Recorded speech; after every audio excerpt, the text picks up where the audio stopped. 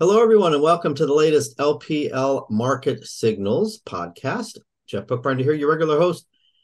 Back this week with my friend and colleague, Lawrence Gillum. Lawrence, how are you today? Oh, I'm doing good, Jeff. It's hard to believe it's already December though. How's the shopping coming so far? My wife take care of all that. I get a lot of Amazon boxes every day, so I'm gonna go ahead and say we're doing good there. Excellent, excellent. I chip in a little bit, but yeah, my wife does a lot of that too. So we are well on our way to finishing all of that. So hopefully everybody's having a nice start to the holiday season and are ready for things to slow down a bit. Things have not slowed down for the market, that's for sure. Although maybe they will here over the next few weeks. We got a lot of gains to digest. So here's our agenda for this week. It's Monday, December 4th, 2023, as we're recording this. So stocks are down a little bit this afternoon. We are going to start by recapping last week, as we always do, a 5-week win streak for the S&P 500 and actually the NASDAQ. So up something like 12% off the lows. Really nice rally. But at this point, stocks are a little bit overbought and probably need to take a breather. Next, favorable risk reward in the bond market. Lawrence, that's your section. So I'll be looking forward to hearing from you about why I should still like bonds, even though the yields are not quite as high as they were a couple months back. Next, weekly market commentary for this week. I just called it, falling inflation supporting soft landing, but it really, the weekly commentary, which you can find on LPL.com, makes the case that you can still embrace risk here. The economic foundation, according to Jeffrey Roach, and I agree with him, is strong enough to support further gains for stocks. And of course, we're still in this positive seasonal period.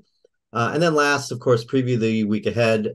The economic calendar is quite busy, but no doubt the jobs report will be the focus. So here's the returns for last week. Another positive week for the S&P, up 0.8%. So that's 5 straight weekly gains. Actually, I don't have the year-to-date return here, but it's 21.5% total return for the S&P. So it just continues to be a really, really strong year.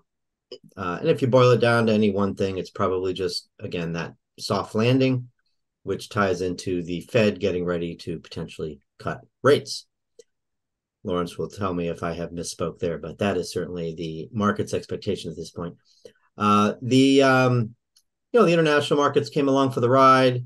I think, generally speaking, not Hong Kong or China, but the European markets and some of the international markets outside of Europe. Strong week for Asia.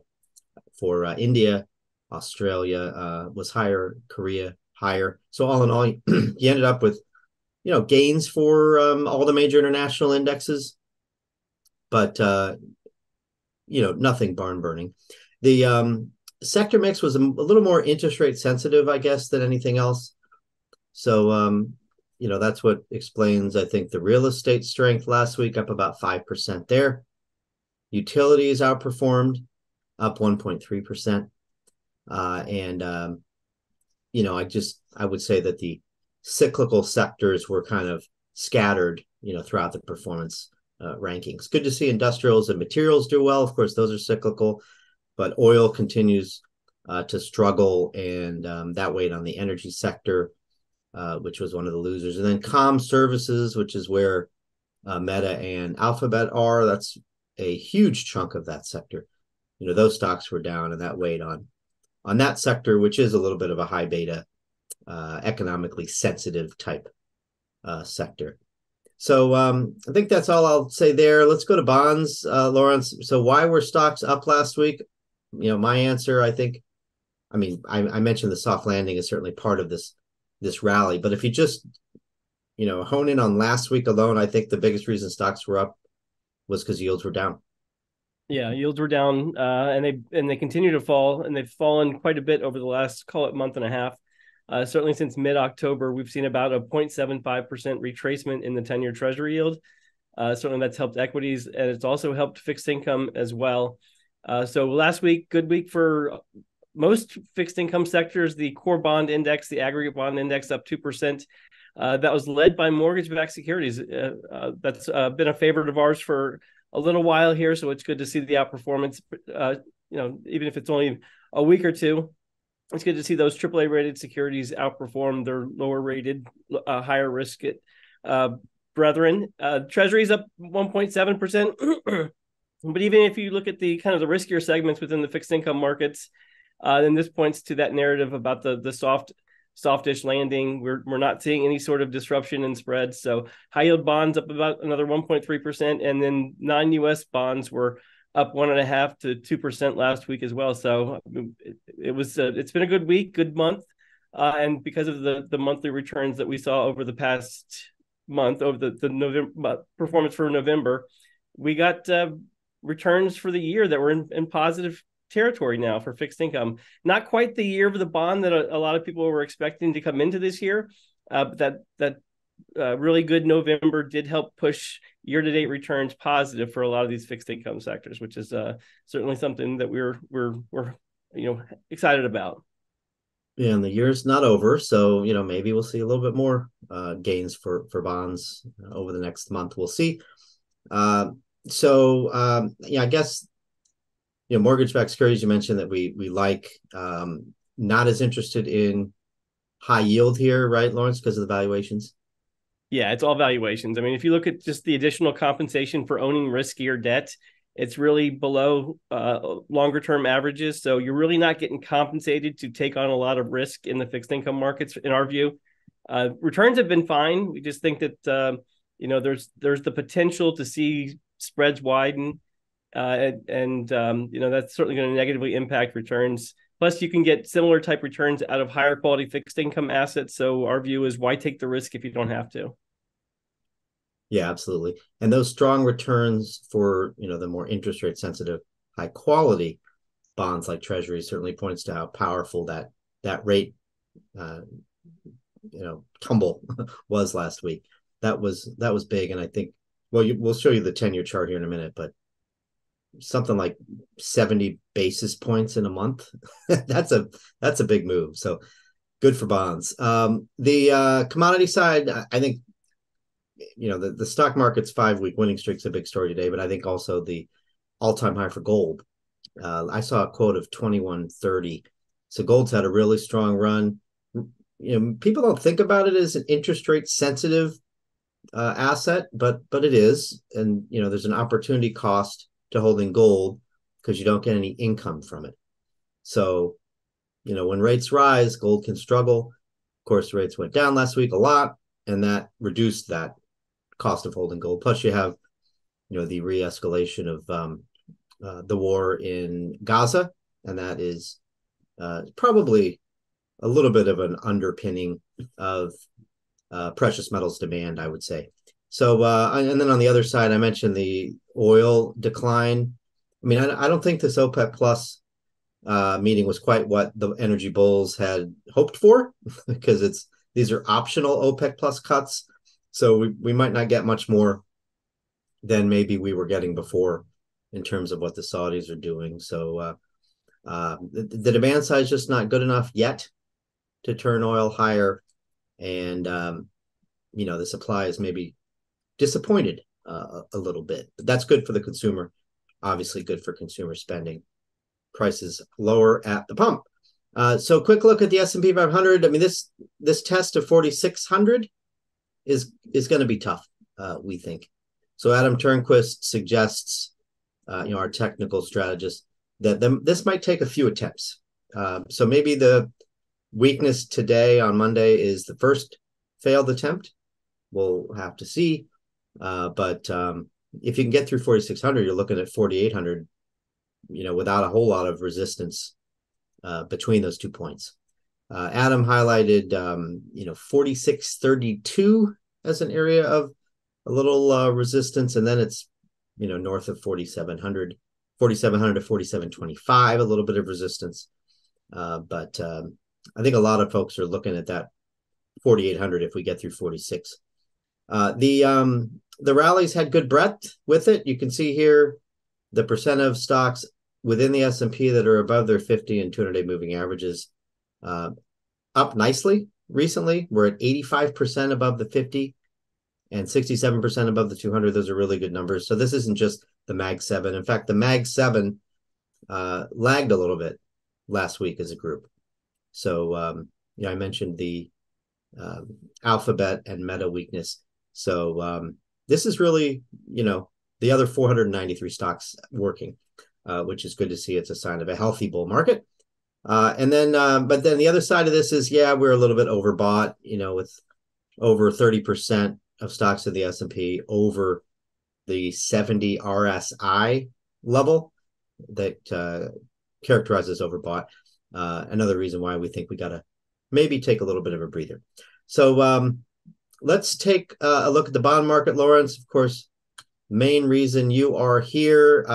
So Adam has flagged this 10-year Treasury yield reverse, or actually it's an actual head and shoulders, not a reverse head and shoulders. The bond market is a reverse head and shoulders, and yields are head and shoulders. We broke through this 435 number that was key. I guess it's a Fibonacci number, but it was also a previous high. Where do you think these yields go from here? Do we have much downside, or is kind of this rally played out for now?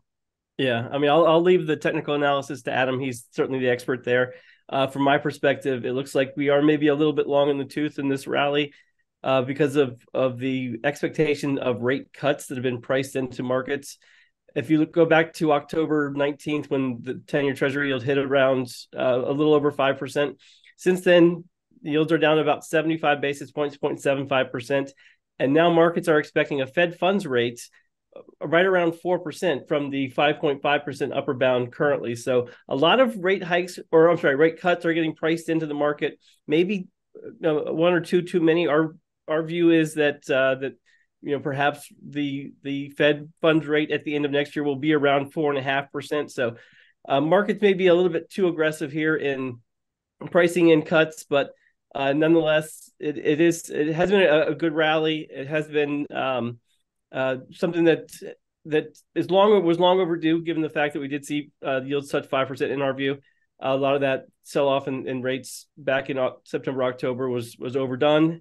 Now we think some of this rally here is probably overdone as well. It wouldn't surprise me to see a consolidation at current levels. Our end-of-year target for the 10-year Treasury yield still is that 425 to 475. I think we're going to stay in that range, probably 425 to, call it 450 over the course of the next couple of weeks until we get into the new year. But certainly the rally that we've seen over the last month and a half has been impressive. Oh yeah, no doubt.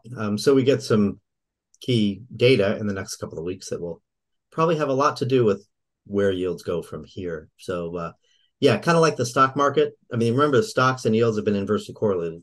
So if the yield move lower has played itself out, then you could argue that maybe the stock move higher has played itself out as well in the short term. We're still neutral equities, which is where we've been for the past few months, which is essentially saying we think people should fully invest relative to target. But at the same time, we acknowledge that stocks are a little bit expensive relative to our assessment of fair value. And then again, you've got some overbought conditions to work off. So thanks for that, Lawrence. Let's keep moving and go to,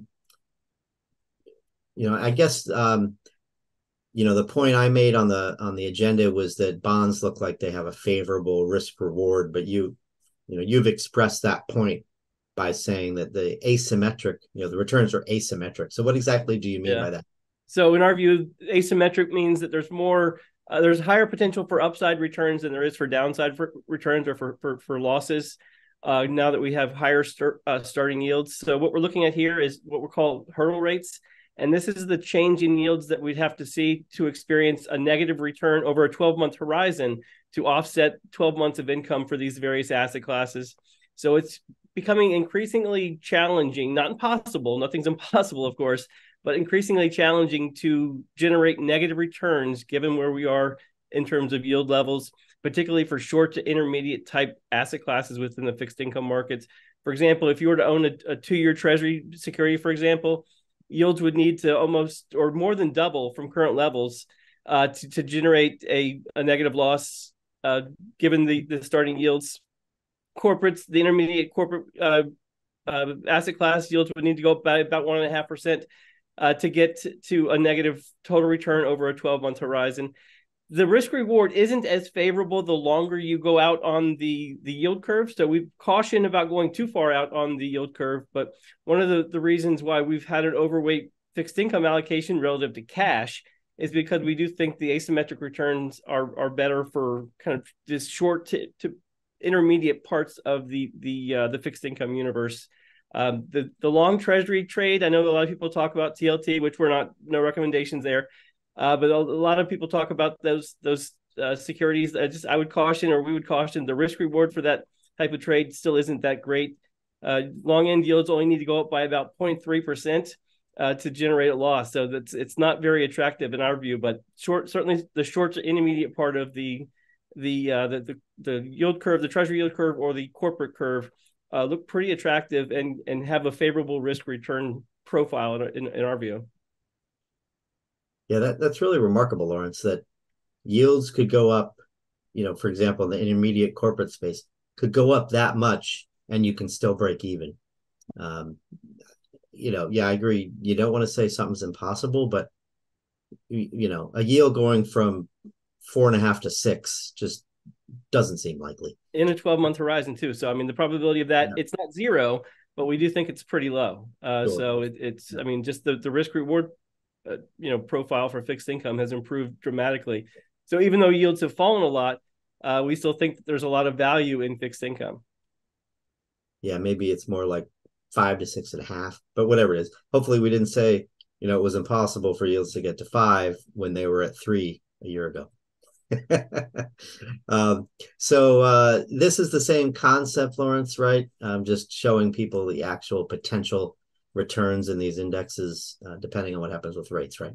That's exactly right. So we've shown this before in other publications, but again, this speaks to the favorable risk return environment for bonds, that if interest rates don't change over the course of the next 12 months, you're generally expected to get your starting yields. Your starting yields for those various asset classes are in that dark blue shaded column there. But if rates fall by about 0.5%, I mean, it's conceivable that you can generate high single digit, low double digit type returns for high quality fixed income assets. And then importantly, we think is that if rates continue to move higher, absent November, when they fell, but if rates move higher from current levels, they can go as high as about another percent from current levels, and you're largely breaking even for a lot of these fixed income asset classes, but still generating positive returns from mortgage-backed securities and intermediate corporates. So again, it all speaks to the risk-reward trade-off, and right now the return potential out of fixed income, given where starting yields are, and the current interest rate environment, again, we think the Fed is likely done, so we don't expect rates to go significantly higher from current levels. But if they do, there is that cushion there that can offset the higher rates and help fixed income investors generate, positive returns. Yeah, you gave me a good segue there, because one of the reasons that we think the Fed is done is because inflation keeps coming down, and so that's the first chart in the weekly market commentary this week from Jeffrey Roach, showing the path from essentially red to green. It hasn't been a straight line, for really any of these categories, but you saw a lot of red in, February of last year or earlier this year, February of 2023, when this table begins, and you just move forward, over the, 8-month period, and you get to a much better place. So to me, the most interesting thing about this is this super core. So, the core PCE deflator is the Fed's preferred inflation measure, right? And that's at 3% now. But if you take out food, energy, and housing, okay, so it's core just takes out food and energy. You take out food, energy, and housing, which has been stubbornly, kind of sticky, right? You're still at close to 4. However, if you look at the month over month, that's a year over year number. If you look month over month, it's only up 0.15%. It was up much more in September. So that is a really nice, this is why the bond market celebrated this number, right? A sharp slowdown in that super core reading on a month over month basis. And in fact, the Fed's preferred measure, just straight core PCE, I think on a 6-month annualized basis is only up about 2.5%. So the Fed, if that was all that mattered, was that measure, the Fed could basically declare victory now. And this is why you're even hearing it from Powell, and you're hearing it from a hawk Waller, at the Fed.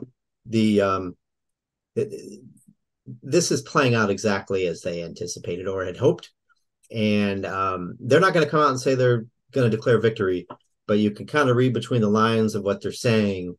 It's highly, highly unlikely that they would hike rates again over the next few months. And, they may not cut in March, which the market's starting to say they will, but, probably by summer, we'll have a cut, maybe two. So anything to add to that, Lawrence? Well, I think your point about the annual versus taking shorter horizons and annualizing that is an important one, because as we see on this chart, these inflationary pressures are falling. So these year over year things that we're showing here, these year over year numbers here, are overstating the actual numbers likely. So if you do take a 3-month horizon and annualize that, or a 6-month horizon and you annualize that, you probably get a better picture of the current inflationary dynamics, and those have improved significantly over the past couple of months. So no, I agree that it's certainly moving in the right direction. We'll get a new there's a Fed meeting next week. We'll get a new summary of economic projections, which will include like dot plots and things like that, as well as their forecast for inflation and growth. And we're likely going to see a drawdown in inflation expectations over the course of next year, and potentially more cuts in their dot plot than what was shown last September. So yeah, a lot of great news in the markets, and certainly the bond market has taken that in stride, and equity markets have rallied. So a lot of good news here. Oh, no doubt. Hopefully we don't have to talk about the unwinding of rate cut expectations in the next month or two. but at some point, you might get a little bit of volatility around that. We'll have to wait and see. But inflation clearly moving in the right direction. And that last stubborn piece, the housing, is, by all accounts, apartment rents are coming down really nicely based on the real time metrics that we get. These inflation numbers are a little bit stale, a month old plus. So this next chart from the weekly that Jeffrey Roach did is about how goods spending has kind of gotten out over its skis, and services spending maybe has only a little bit more upside. So what this tells you is that even though we had the booming GDP growth in Q3, the economy is slowing in Q4. It's probably still going to grow, but slowing. And then, that's kind of sets a table for slower growth in 2024, right? You're not going to, we've kind of seen this services spending boom play out. The post-COVID recovery, we're almost to trend, not quite, but real close. And then goods, we've just gone way over trend and probably need to cool a little bit. The inflation picture kind of mirrors that, because goods spending needs to slow, needs to come down, and the inflation for goods spending has already come down. In fact, it's negative year over year. I'm sorry, it was negative month over month, even though it's slightly positive year over year, that 0.2%. So the battle against goods inflation is already over. It's been won. It's about that services piece. But actually, this is on a 6-month basis, which is better. The 6-month change in services inflation is 1.8. So that's below the Fed's 2% target. So the last month was, again, that last month's reading of inflation, really, really good. We just need a little bit more on the services side. So Jeff did a nice job of, making some points about asset allocation and investment opportunities, and tying those to the economic conditions. So one way he did that is with this chart. This shows market stress by region. The ECB has regional market stress indicators. It's kind of like the financial conditions index, which I know we've talked about on this call in the past, or just in general when the Fed, you know, cuts rates, they are easing financial conditions in general. Or when banks are lending more, easing their terms, that's sort of an easing of financial conditions. So we've talked about financial conditions in that respect. This is similar, right? The similar concept. So what you see here is that at least in recent months, the US has had less market stress than Europe and the UK. We didn't put Asia on here, but just US, UK, and EU. EU in the orange is up top. Certainly, the war in Ukraine is part of that story, and higher energy costs over there, another part of that story. And they've also had a little bit of a tougher time bringing down inflation, although the last readings there were quite good. So maybe you could, in fact, Lawrence, I'd like your thoughts on this. Some are arguing now that the ECB is going to cut before the Fed, which, most people would have thought just a few months ago that was impossible, right? So maybe, give Europe credit. They have, cut rates pretty aggressively, just like we have, and they've brought inflation down. What do you think? Yeah, for sure. I mean, and this is just, it's really, it's not a US dynamic as we've talked about. I mean, inflation globally is coming down in a lot of places. We are starting to see central banks start to cut rates now. There's actually been more rate cuts over the last couple of months than there have been rate hikes. So what all the aggressive rate hiking that's taken place over the last couple of years, we're starting to see it slowly unwind, which is a good thing for consumers. It's good for the economy, of course. It's good for equity markets, good for fixed income markets. I don't want to. I mean, I'm not going to say mission accomplished or declare victory too soon, but certainly inflationary pressures are moving in the right direction, and it's done what it was supposed to do. All these central banks rose rates to slow economies, and that's happened, and it's performing as expected, right? Inflation is coming down because of the response out of central banks. Yeah, absolutely. We got to watch financial conditions. If they get too easy, if asset prices move too high, too fast, that could scare the Fed a little bit. So again, not declaring victory, but this is good news that this financial stress has come down, improved a little bit here over the last month or so, with the rally in the equity markets and the move lower in yields. So let's turn to the preview for the week, the economic calendar, Lawrence, and then we'll wrap up. Thanks for all those comments on bonds and inflation. So I think that the jobs report is by far and away the most important thing we're going to watch this week. I think we're going to take the under on this. 190 might be a bit high. In fact, I've seen several forecasts that are below that from economists that I follow, and Jeffrey Roach among them. He thinks maybe we'll be more like 150. So that's not necessarily bad for markets, right? Could put some downward pressure on yields, and clearly the equity market wants to see lower yields. The average hourly earnings matters, right? Because that's the wage number, which is a big piece of inflation. Actually, consensus is reflecting a little bit of an uptick, 0.2 last month to 0.3 this month. So hopefully we will see a 0.2 and the market can celebrate that. We'll just have to wait and see. But that's going to be the next milestone, I guess, that rates have to cross to kind of solidify this downtrend.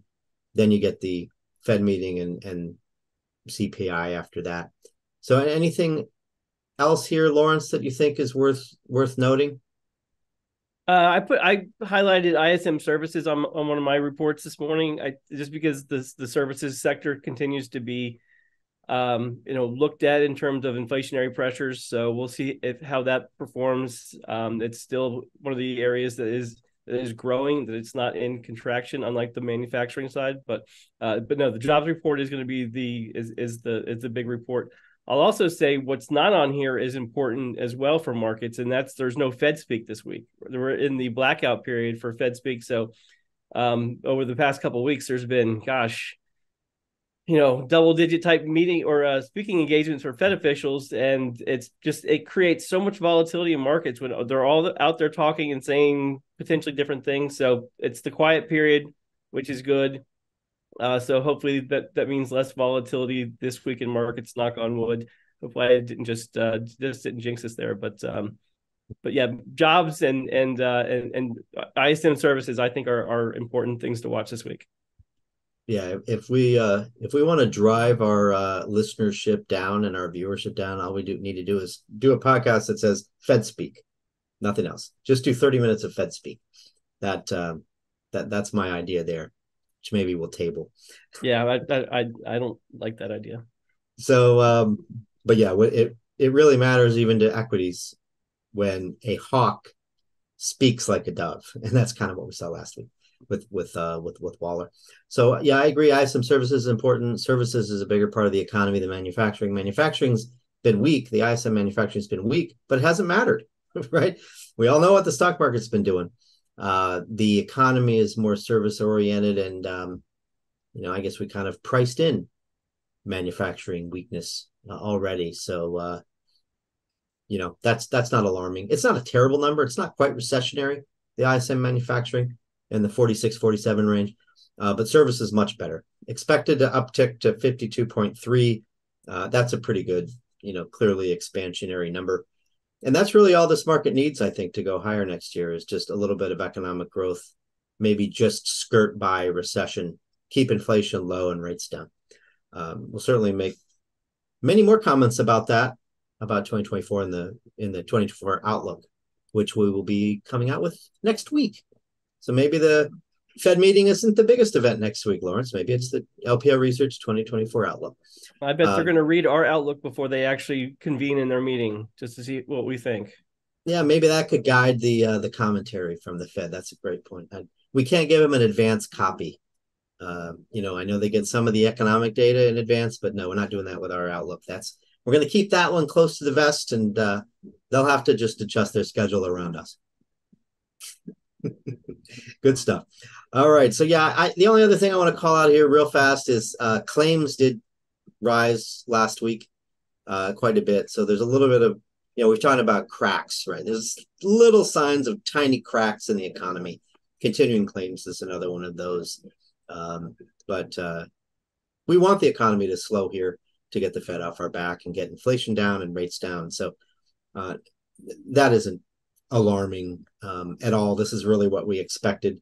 The Fed wouldn't admit it, but they were trying to bring unemployment up a little bit. They haven't done much damage yet. I mean, we're still under 4%. So soft landing still in play. So with that, we'll go ahead and wrap.